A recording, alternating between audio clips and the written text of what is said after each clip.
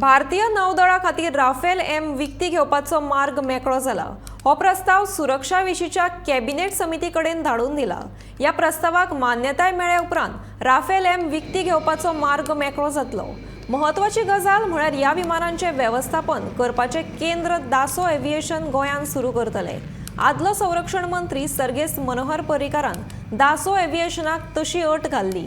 ही 26 fighter विमानां विकती घेतल्या उपरांत भारताच्या राफेल विमानांचो आंकडो वाडून 62चेर पावतलो। देखून ह्या सगळ्या विमानांच्या वेवस्थापनाची जबाबदारी फ्रांसाच्या दासो एव्हिएशनाची आसतली।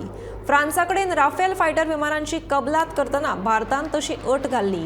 ते प्रमाण INS विक्रांत आनी गोंयच्या INS हंसा विमानतळाचेर राफेल फायटर विमानां खातीर वेवस्थापन केंद्र सुरू जातले।